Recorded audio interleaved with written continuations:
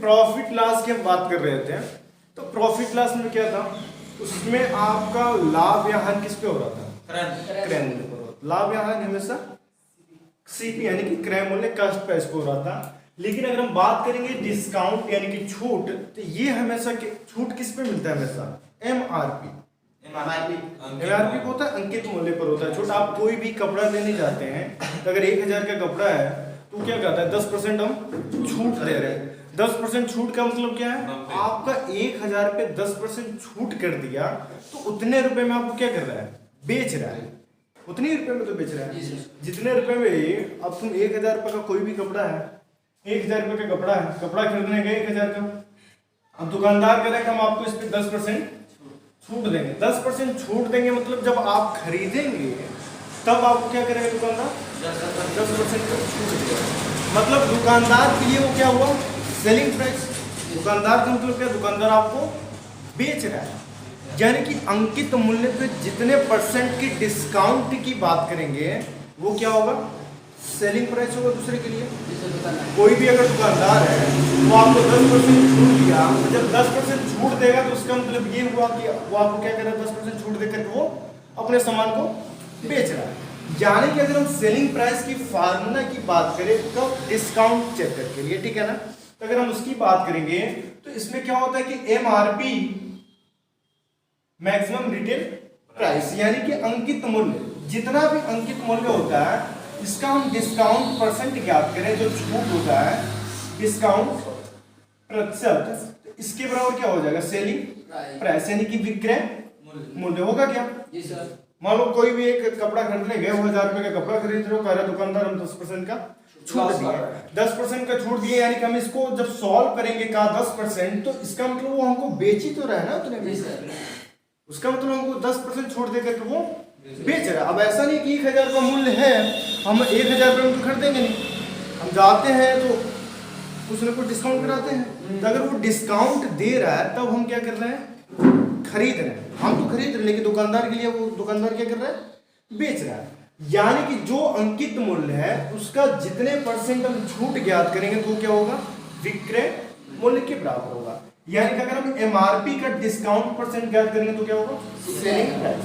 यानी कि अगर कोई कपड़ा 1000 का है, उस पर 10% का हमको छूट मिला तो हम कितने में खरीदेंगे, तो 10% है, इसको हम सॉल्व करेंगे तो 10% को हम 10/100 करेंगे तो कैंसिल होगा। यानी कि 100 रुपए का हमको क्या मिला, छूट मिला, डिस्काउंट मिला 100 रुपए का, और एमआरपी था कितना 1000। तो 1000 में से 100 रुपए हम कम करेंगे तभी तो हम 900 रुपए में हम खरीदे और दुकानदार 900 रुपए में बेचा, दुकानदार 900 रुपए में ही तो बेचा है ना। तो वही हम बात करें कि एमआरपी का हम डिस्काउंट परसेंट ज्ञात करते हैं तो क्या होता है, सेलिंग प्राइस। समझ पा रहे हो। प्रॉफिट और लॉस वाले चैप्टर में पढ़े होंगे कि क्रय मूल्य का, सीपी का प्रॉफिट या हानि, लाभ या हानि परसेंट क्या होता है, विक्रय मूल्य। ये तो पढ़े हो। अगर हम कोई भी वस्तु 100 रुपए में खरीदे हैं, कोई भी वस्तु हम 100 रुपए में खरीदे हैं, अगर हम उसको 10% लाभ पर बेचे तो ये सीपी हुआ क्या, क्रय मूल्य हुआ। 100 रुपए में हम खरीदे मतलब सीपी। अब इस पे अगर हम कह रहे हैं कि हम दुकानदार हैं, हम इसको 100 रुपए में खरीदे हैं, हम इस पे 10% लाभ पर क्या करें, इसको बेच रहे हैं, मतलब इसका 10% हम ज्ञात करेंगे।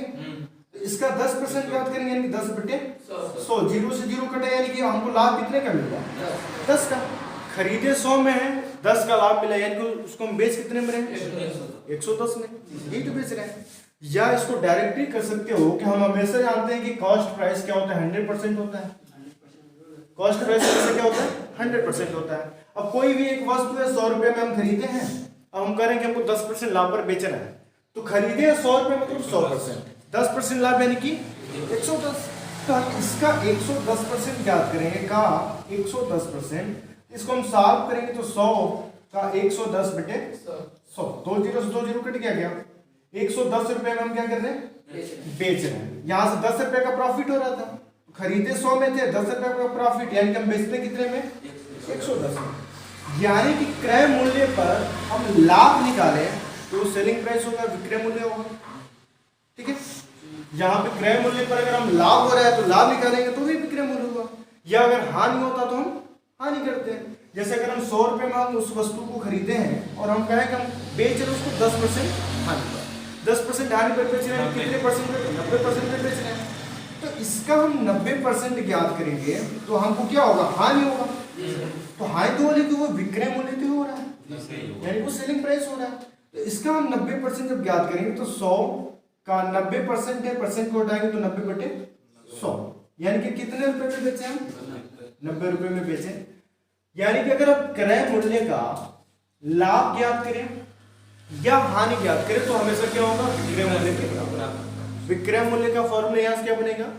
क्रय मूल्य का लाभ या हानि, ठीक है। लेकिन अगर वही डिस्काउंट चैप्टर पढ़ोगे तो क्रय मूल्य पर नहीं होगा बल्कि एमआरपी। बस इतने में, इसमें इतना ही अंतर है दोनों में कि इसमें एमआरपी पे होता है, अंकित मूल्य पर होता है। अंकित मूल्य में जितने परसेंट का डिस्काउंट होगा वो क्या होगा? विक्रय मूल्य। लेकिन क्रय मूल्य में अगर हम बात करेंगे तो क्रय मूल्य पे जो प्रॉफिट या लॉस होगा वो क्या होगा? विक्रय मूल्य। समझ पा रहे हो क्या? अब देखो अगर हम बात करें दोनों विक्रय मूल्य है क्या? ये भी बताओ, ये भी विक्रय मूल्य के बराबर ही है। अगर हम कोई वस्तु खरीद रहे हैं उसको, उसका हमको कुछ परसेंट का डिस्काउंट मिला तो भी ये भी विक्रय मूल्य है। यहाँ पे हम देख पा रहे हैं सीपी में है, इस पे हमको कुछ लाभ या कुछ हानि पर बेचना है तो ये भी विक्रय मूल्य है, विक्रय मूल्य है। तो जब दोनों विक्रय मूल्य ही है तो हम विक्रय मूल्य के बराबर विक्रय मूल्य लिख सकते हैं। बताओ लिख सकते हैं कि नहीं लिख सकते हैं? दोनों विक्रय मूल्य है, दोनों सेलिंग प्राइस है, तो हम इसके बराबर इसको लिख सकते हैं क्या? यहाँ से फार्मूला बना है, समझ पा रहे हो? यानी कि ये भी विक्रय मूल्य है, ये भी विक्रय मूल्य है, तो हम लिख सकते हैं एमआरपी अंकित मूल्य का डिस्काउंट परसेंट बराबर सीपी, हाँ गुणे प्रॉफिट या लॉस परसेंट, लाभ या हानि प्रतिशत। ये हो जाएगा क्या फार्मूला? बताओ कोई दिक्कत है? समझ पा रहे हो? अगर क्रय मूल्य भी दिया उसमें, एमआरपी भी दिया उसमें, ठीक है, और उसके बाद हमको सेलिंग प्राइस या डिस्काउंट ज्ञात करना हो, मान लो कोई क्वेश्चन ऐसा है जिसमें क्रय मूल्य भी दिया है, एमआरपी भी दिया है और लाभ भी दिया है, तब हमको अगर डिस्काउंट परसेंट ज्ञात करना हो तो हम इस पे ज्ञात कर सकते हैं। कोई दिक्कत है? बताओ। यहां तक इस फार्मूले को चाहे तो नोट करो, उसके बाद हम बताते हैं। तो क्वेश्चन इस टाइप का देगा कि अगर हम किसी वस्तु को 10% तथा 25% का छूट देते हैं तो उसका एकल छूट बताया, यानी कि 10% एक बार हम छूट दिए, एक बार हम 25% छूट दिए, तो कह रहा है कि दो छूट न दे करके उसका कंबाइंड बताएं कि उसका एकल छूट क्या होगा। एक तो सबसे बेसिक क्वेश्चन ये बना, ठीक है। तो अगर कोई भी क्वेश्चन की हम बात करें कि 10%, ऐसे क्वेश्चन लिख लो, किसी वस्तु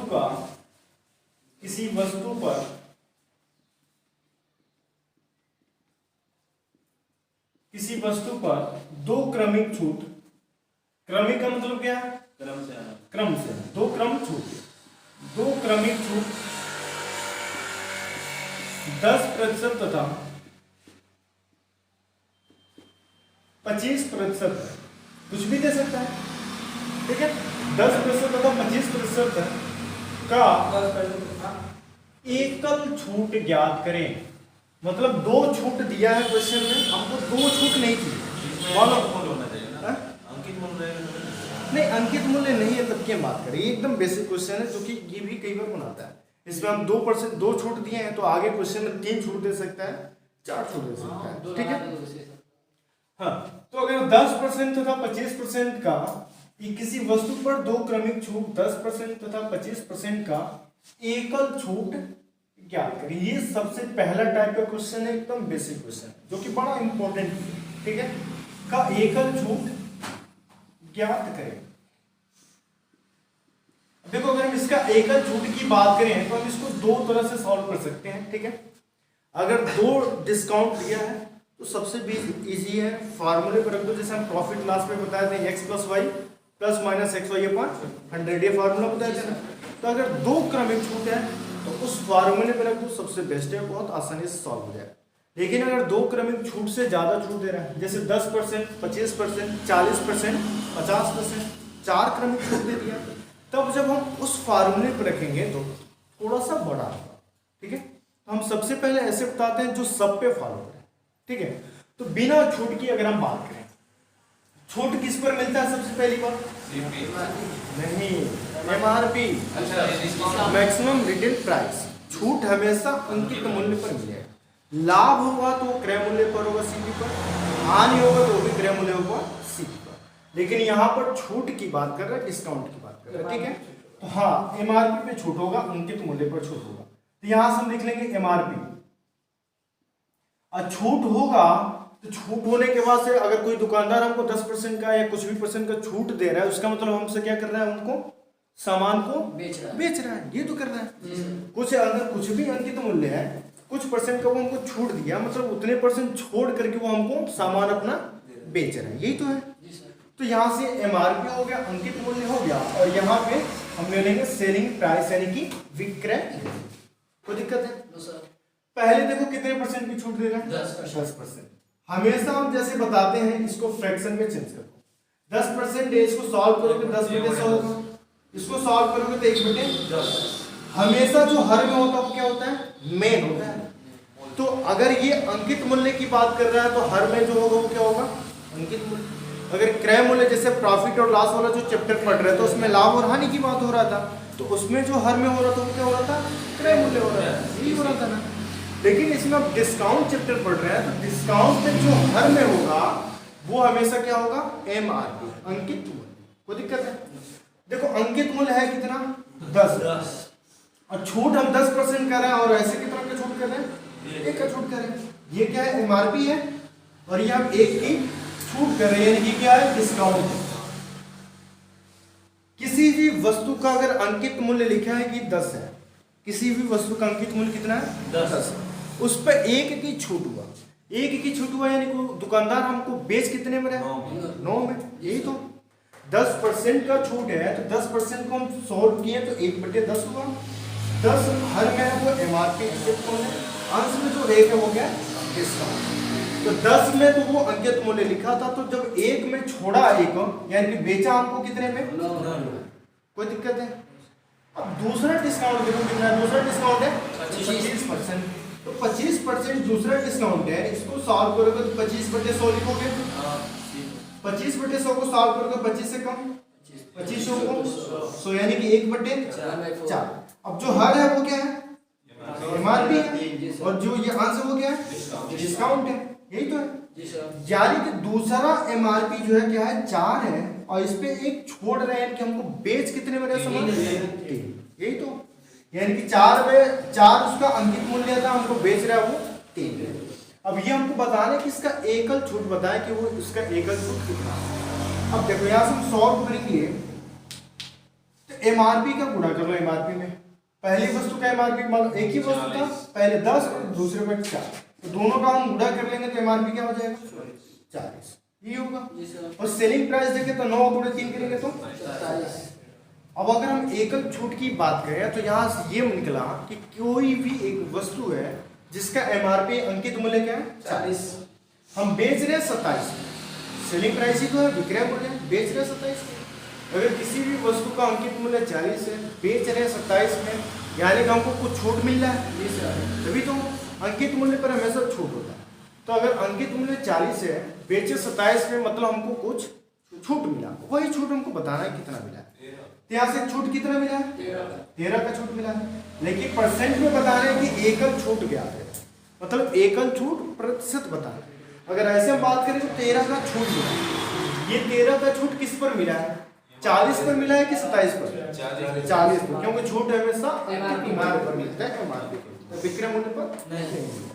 तो 13 का छूट, हम यहाँ से डिस्काउंट परसेंट की बात करेंगे। डिस्काउंट परसेंट, तो डिस्काउंट हुआ किस पर? कितना डिस्काउंट हुआ है? 13 का। किस पर हुआ है? एमआरपी पे। एमआरपी कितना है? 40। परसेंट में चेंज करना है तो 100 से हम गुणा कर लेंगे। यहाँ से सॉल्व करेंगे, 0 से 1 0 कटा, 2 से काटेंगे 2 दूना 4, 2 बचे 10, गुणा कर लो 13 बचे 65 बचे 2%। या इसी को हम सॉल्व करेंगे तो 2 3 6, 2 दूना 4, 0.5 यानी 32.5%। या इसी को हम कह सकते हैं 32 सही 1/2%। इतने परसेंट का एकल, सोच पा रहे हो क्या? ये इतना बड़ा है नहीं, समझ रहे हो, इसकी वजह से इतना बड़ा हुआ। अगर देखो एक बार समझ लिए तो तुम डायरेक्ट कर सकते हो कि हमको कितने परसेंट का छूट मिला है, 10% का। तो डायरेक्ट क्वेश्चन को सॉल्व करोगे, एमआरपी और एसपी रखे, 10% का छूट यानी कि 10 में 10 उसका एमआरपी तो 9 में हम बेचे। फिर अगला 25% का छूट यानी 25/100 यानी कि 4 एमआरपी है तो बेच कितने में रहे, 3 में। ये तो माइंड में कैलकुलेशन कर दी। अब सिर्फ इसका मल्टीप्लाई कर लेना, तो 40 और 27, 40 एमआरपी है, 27 में बेचे यानी छूट हमको मिला 13 का। छूट हमेशा एमआरपी पे मिलता है तो 13/40 छूट परसेंट बताना है, इसलिए हम 100 से पूरा कर देंगे, इसको सॉल्व कर लेंगे। 32/2। ये अगर दो देखो इसके आगे चाहे कितना भी डिस्काउंट देगा, अभी 2 क्रमिक छूट दिए, आगे क्वेश्चन देंगे उसमें 3 क्रमिक छूट देंगे, 40 क्रमिक छूट देंगे, तो सबको ऐसे ही सॉल्व कर लो। लेकिन अगर हम एक बात और बताएं, जो प्रॉफिट एंड लॉस वाले जो चैप्टर में पढ़ाए थे हम कि x प्लस वाई वो 2 के लिए प्लस एक्स वाई अपॉन 100, ये सिर्फ 2 के लिए। 3 तो करेंगे तो 3 पे करेंगे तो फिर एक बार प्रोसेस करना पड़ेगा। 3 तक नहीं होता, 2 ही तक रखेंगे, 2 ही तक रखेंगे। बस ये है कि अगर मान लो आगे एक बार और दे दिया 40% छूट, तो पहले इन दोनों का एक छूट ज्ञात करेंगे, फिर जो निकलेगा फिर उसका और उसका मिला करके ज्ञात करेंगे, तो उस पे वो बड़ा। लेकिन वही कह रहे हैं, अभी आगे बताएंगे उस टाइप के, वही कह रहे हैं 2 छूट दिए है ना, आगे एक और छूट दे दिया, तो अगर इस पे हम रखेंगे तो पहले इन दोनों का ज्ञात करेंगे, वो जो निकला वो एक, फिर जो अगला है उसको ज्ञात करेंगे, तो उससे इस पे बड़ा होगा जबकि इस पे छोटा होगा।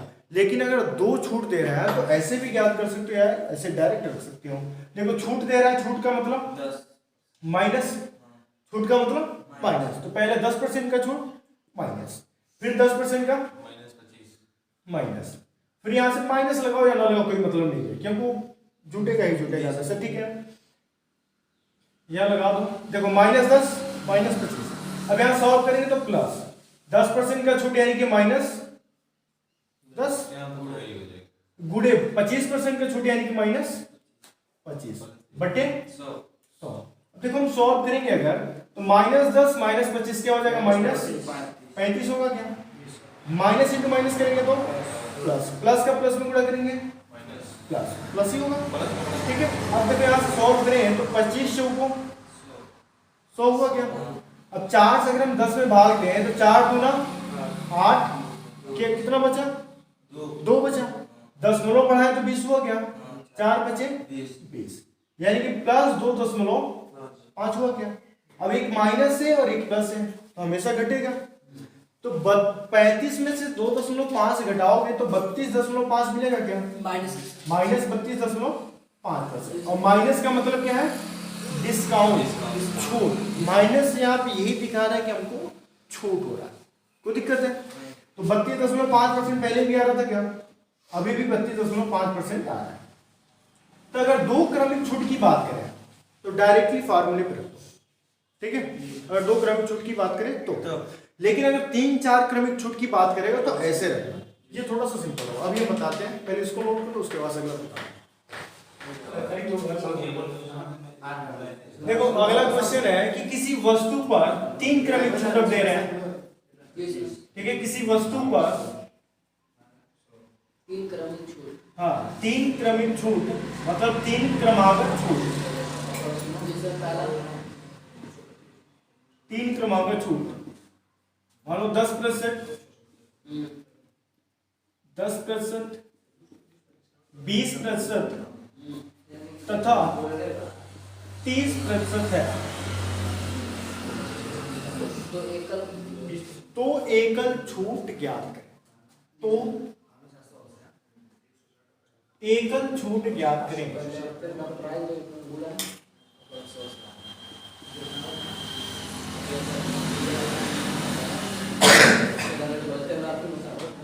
अब देखो हम बात करेंगे इसका एकल छूट ज्ञात करना है, इसको हम फार्मूले से भी रख करके सॉल्व करेंगे, इसको हम जो हम मेथड बता रहे हैं उससे भी रख करके सॉल्व करेंगे, ठीक है। सबसे पहले जो हम मेथड बताएं उस पे रख रहे हैं। 2 छूट के लिए हो गया, 3 छूट के लिए तो भी वैसे ही करना है, कोई भी थोड़ा बहुत भी चेंजेस नहीं करना है, ठीक है। जैसे मान लो यहाँ पे एमआरपी है अंकित मूल्य, और यहाँ पे क्या है सेलिंग प्राइस, विक्रय, यही तो है। अंकित मूल्य है, अंकित मूल्य एमआरपी, और ये विक्रय मूल्य सेलिंग प्राइस।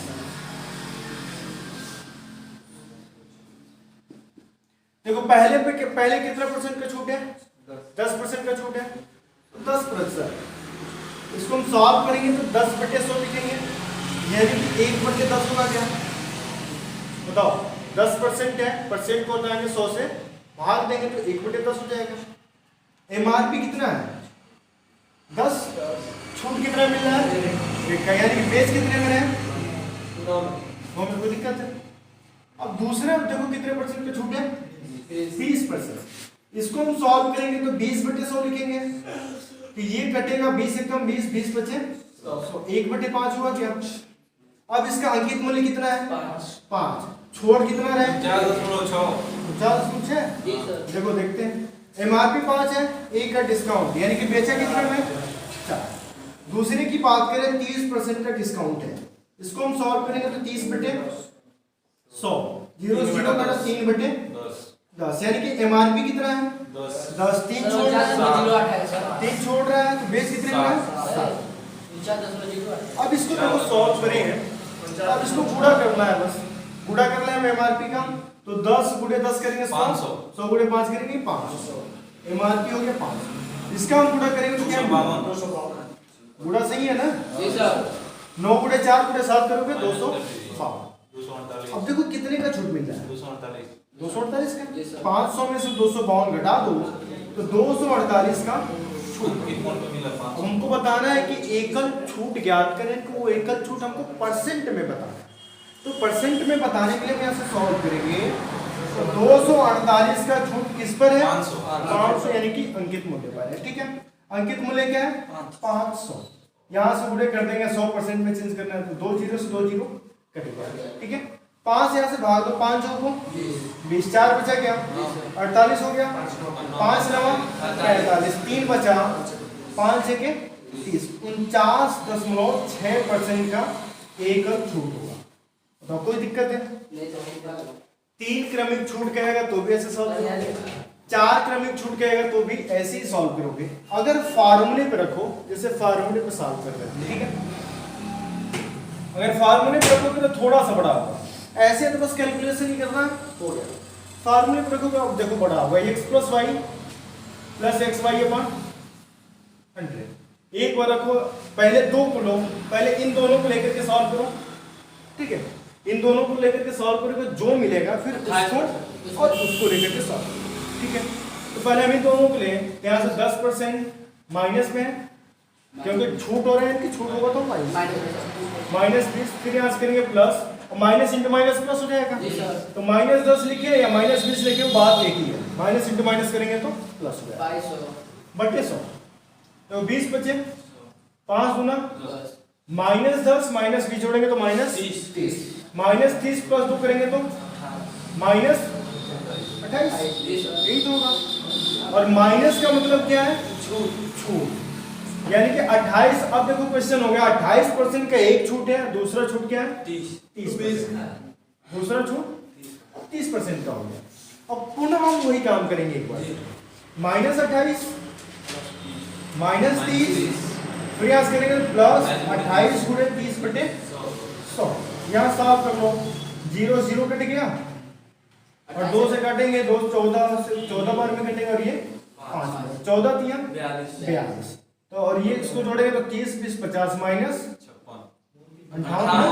यहाँ से -58 और प्लस यहाँ से करेंगे 14 3 42/5। अब इसको काटो 5/40, 2 बचा, 10 बढ़ाओगे 5 को 20, अब -58 + 8.4 तो घटेगा, तो अगर हम 58 में से 8 घटाएंगे तो 50 होगा क्या? 50 में से हम 0.4 घटाएंगे तो -49.6% होगा, और माइनस का मतलब है छूट, डिस्काउंट, यानी कोई आया क्या? लेकिन ऐसे हमको 2 बार काम करना पड़ेगा, ऐसे हमको काम 2 बार करना पड़ रहा है। अभी देखो, अभी तो 3 है, आगे अगर 4 डिस्काउंट दिया होता, मान लो 30% के आगे एक और डिस्काउंट दे दिया 40%, तो फिर से एक बार हम करेंगे ऐसे, तो इतना बड़ा करने की आवश्यकता है क्या? एक ही बार करो बस ऐसे। ठीक है, कोई दिक्कत है? समझ में आ रहा है? नोट करो इसको, बोले एक क्वेश्चन नोट करो, इसको सॉल्व करो, कितना जल्दी सॉल्व कर सकते हो।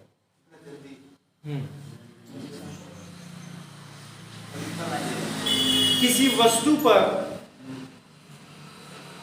4 क्रमागत छूट, किसी वस्तु पर 4 क्रमागत छूट 10%, 20%,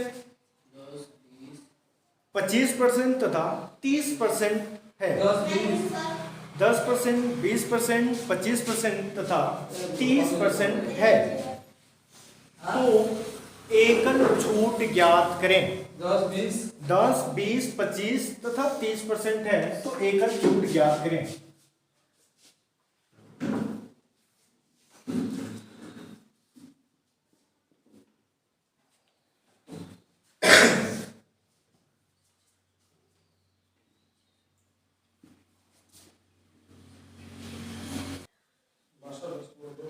बासठ तो सुनो, 2% का एकल छूट हो रहा है।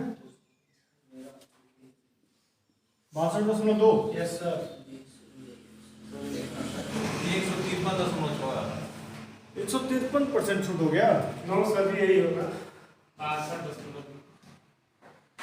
चल मुड़ा भाग देखो यहाँ से देखते हैं 2000 में 13 का भाग नहीं। तेरा कहाँ पे? MRP, ठीक है, और उसके बाद से सेलिंग प्राइस। पहले देखो कितने परसेंट का छूट है? 10%। इसको सॉल्व करेंगे 10/100 यानी कि 1/10 होगा। 10 इसका क्या अंकित मूल्य? एक छोटा यानी कि 9 में।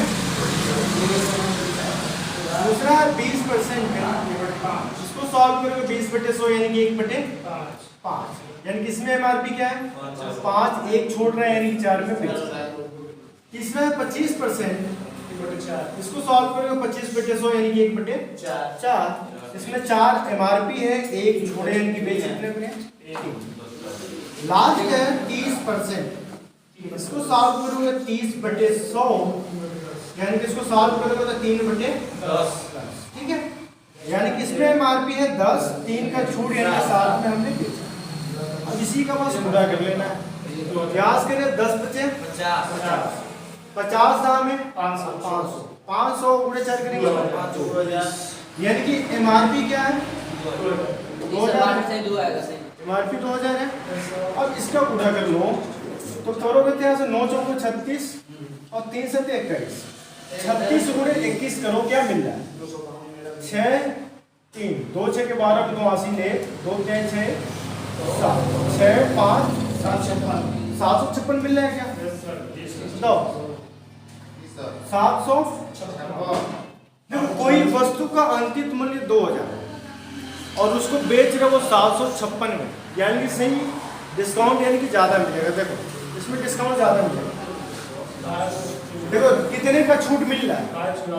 2000 में से हम 756 को घटा दें तो उतने का छूट मिल जाएगा। तो 10 में से 6 घटाएंगे तो 4, यहाँ 9 बचा, 9 में से 5 घटाएंगे 4, यहाँ 9 बचा, 9 में से 7 घटाएंगे 2 और यहाँ से 1।